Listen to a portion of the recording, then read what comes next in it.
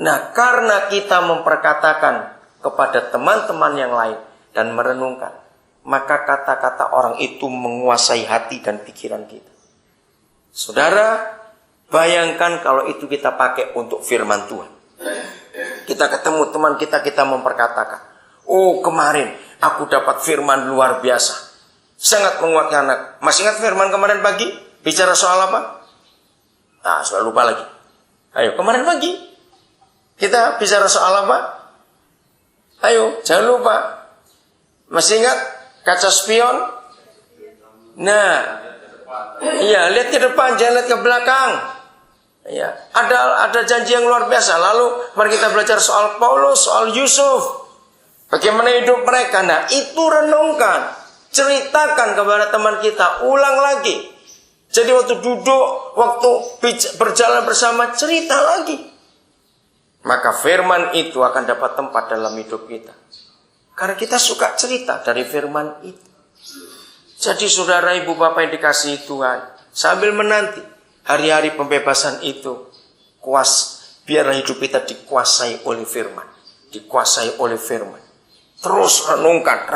Cari lagi ayat yang lain, renungkan. Maka apa yang kita simpan dalam hati, itu yang keluar dari mulut kita. Amin.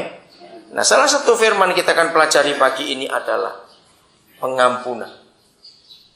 Tidak ada Tuhan lain di dunia. Semua agama di dunia, Tuhan mereka yang mereka sembah itu tidak pernah mengampuni dosa. Karena Tuhan mereka itu tergantung bagaimana umatnya berbuat sesuatu. Maka itu di semua agama pengampunannya tergantung. Kamu kerja apa? Melakukan apa? Berapa banyak kamu nyiksa diri? Berapa banyak kamu berbuat baik? Berapa banyak kamu begini? Nanti Tuhannya akan nimbang. Mana lebih berat? Dosanya atau perbuatannya? Itu Tuhan di dalam agama lain. Tapi Tuhan kita tidak. Dia berjanji, kalau kamu bertobat dan mengaku dosa, aku mengampuni kamu. Saudara, tidak ada Tuhan seperti Tuhan kita dalam hal pengampunan dosa. Amin. Itu sebabnya dia minta kepada kita juga, ampuni saudaramu yang lain. Dia tidak minta yang lain. Ampuni saudaramu yang lain. Saudara, pengampunan dosa itu kunci untuk segala-galanya. Coba kita buka Ibrani 12 ayat 14. Saya ulangi, pengampunan dosa, mengampuni orang lain, itu kunci. Tanpa kunci itu, kita tidak akan bisa masuk surga. Hebat sekali. Silakan salah seorang membaca ayat itu. Saya akan ulangi lagi, pengampunan dan mengampuni, itu kunci untuk kita menikmati dan bisa masuk dalam kerajaan surga. Tanpa kunci itu tidak mungkin. Yang lain silakan baca. Ya.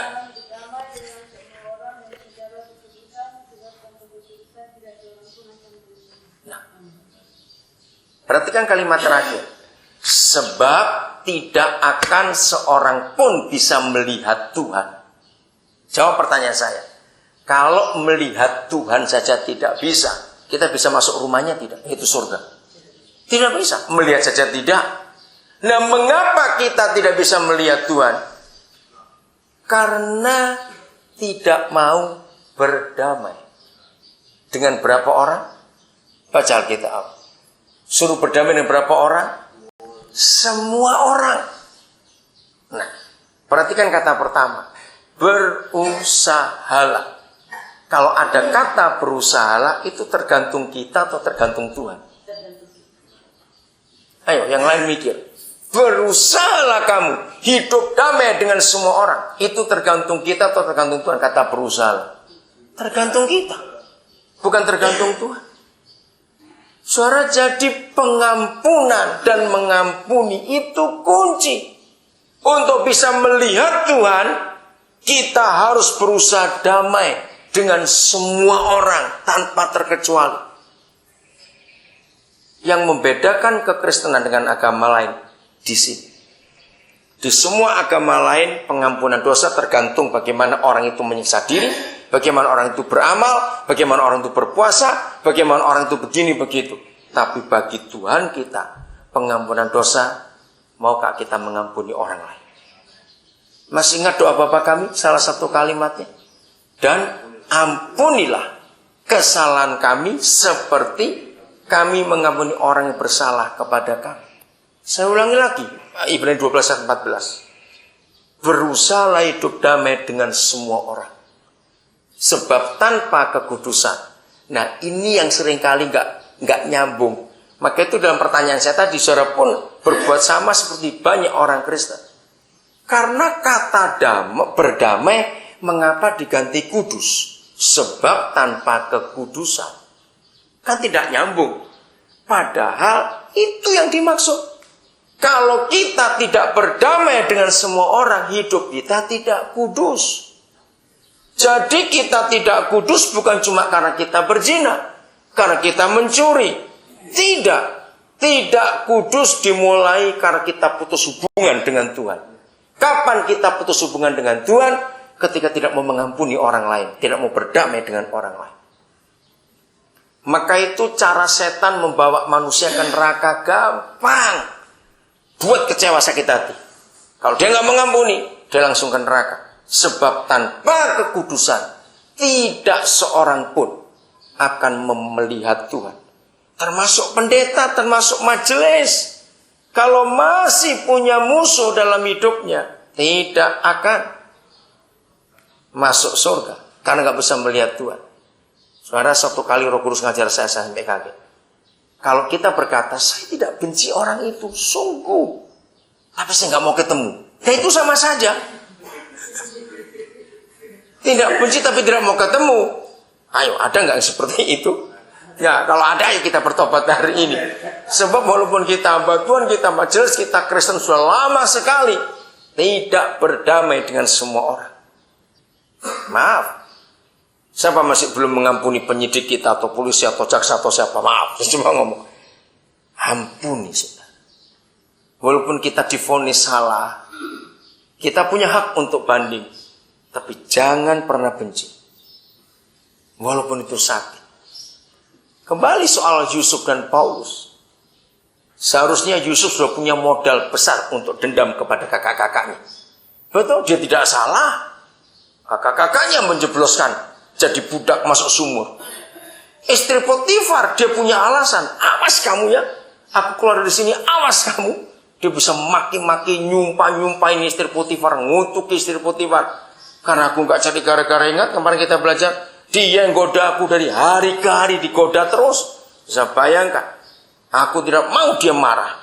Mentang-mentang kamu punya wewenang, punya otoritas, masukkan orang ke penjara seenaknya saja. Yusuf tidak sakit hati. Maka itu di penjara dia tetap bisa bersekutu dengan Tuhan. Dan ketika ada dua rekannya yang minta pertolongan, dia tolong. Harusnya Yusuf berkata, nasibku aja begini, kenapa kamu minta tolong aku?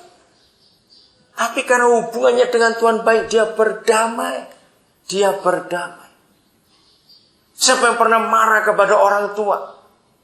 Ada bapak yang kejam kepada kita sebagai anak, ampuni. Berdamai. Ingat ajaran Tuhan Yesus. Ampunilah kesalahan kami seperti kami mengampuni orang yang bersalah kepada kami. Matius 6 ayat 14-15. Silakan seorang baca seayat, lalu dua orang membaca ayat ini. Karena jikalau kamu mengampuni kesalahan orang, Bapamu yang di surga akan mengampuni kamu juga. Ya, ayat 15-nya. Tapi jikalau kamu tidak mengampuni orang, Bapamu juga tidak akan mengampuni kesalahan. Mari kita lihat. Apa status kita? Ayat 15-nya perhatikan. Apa status kita kalau disebut maka Bapamu pun tidak akan mengampuni kesalahan. Jadi status kita status apa? Kalau Bapa nggak mengampuni kita, status salah, orang berdosa. Saudara lagi sekali lihat ayat ini. Kita dibuat bersalah bukan karena iblis, tapi karena kita tidak mengampuni kesalahan orang. Jangan berkata, aduh berat sekali jadi Kristen. Tidak. Betul? Tidak berat. Mengapa tidak berat? Kembalikan Ya,